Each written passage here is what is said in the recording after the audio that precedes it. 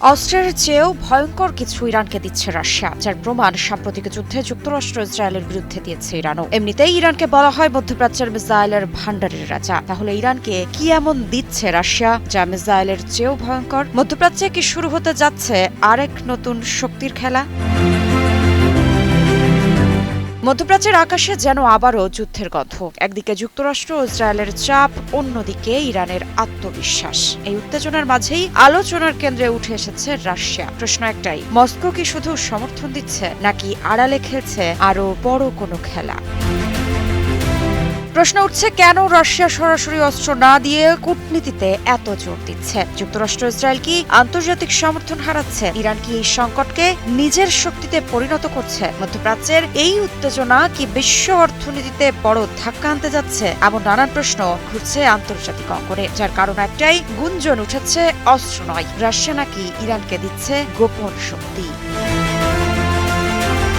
বিশ্লেষকরা বলছেন, রাশিয়া হয়তো সরাসরি অস্ত্র দিচ্ছে না, কিন্তু তারা দিচ্ছে গোয়েন্দা তথ্য, সাইবার সহায়তা, কূটনৈতিক সুরক্ষা। এই গোপন শক্তি ইরানকে আন্তর্জাতিক চাপ মোকাবিলায় আরও শক্তিশালী করে তুলেছে।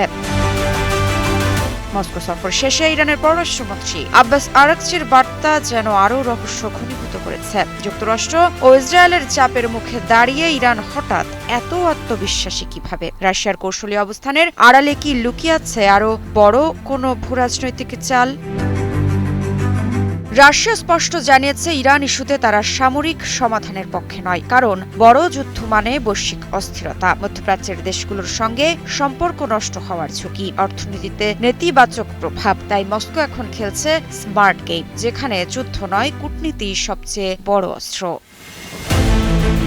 মস্কোর অবস্থান আরও পরিষ্কার। জাতিসংঘ নিরাপত্তা পরিষদের অনুমোদন ছাড়া ইরানের বিরুদ্ধে কোনো একতরফা নিষেধাজ্ঞা বা সামরিক পদক্ষেপ তারা সমর্থন করবে না। এমনকি নৌ অবরোধের মতো কঠোর পদক্ষেপের বিরোধিতাও করেছে রাশিয়া।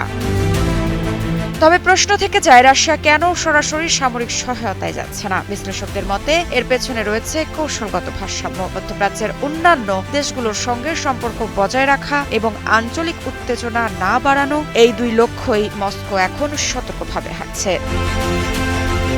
অন্যদিকে যুক্তরাষ্ট্র ও ইসরায়েলের অবস্থানও আগের মতো শক্তিশালী নয়। ইউরোপের অনেক দেশ সরাসরি যুদ্ধে জড়াতে অনাগ্রহী, আর চীনও সামরিক পদক্ষেপের বিপক্ষে অবস্থান নিয়েছে। ফলে আন্তর্জাতিক সমর্থনের ঘাটতি স্পষ্ট হয়ে উঠছে। এই পরিস্থিতিতে ইরান কৌশলগতভাবে নিজেদের পক্ষে ব্যবহার করার চেষ্টা করছে, তবে তাদের সামনে সবচেয়ে বড় চ্যালেঞ্জ অর্থনীতি। দীর্ঘমেয়াদী চাপ এই সংকটকে আরও জটিল করে তুলতে পারে। কি বুঝলেন ভাই? অনলি যেটাই চাই। শেষ পর্যন্ত প্রশ্নটা থেকেই যায়, রাশিয়ার এই কূটনীতি কি আসলে শক্তির নতুন রূপ? ইরান কি সত্যিই এই সংকটকে নিজের পক্ষে ঘুরিয়ে নিতে পারবে, নাকি অর্থনৈতিক চাপই হয়ে উঠবে তাদের সবচেয়ে বড় দুর্বলতা? আর সবচেয়ে বড় ব্যাপার, এই উত্তেজনার আগুন কি ছড়িয়ে পড়বে বৈশ্বিক অর্থনীতিতে? উত্তর এখনো অনিশ্চিত, তবে এটাই নিশ্চিত, মধ্যপ্রাচ্যের এই খেলা এখন আর শুধু আঞ্চলিক নেই, এটি হয়ে উঠেছে বৈশ্বিক শক্তির এক নতুন পরীক্ষার মঞ্চ। মৃত্তিকা সিনহা বিশ্বাস, নিউজ 24।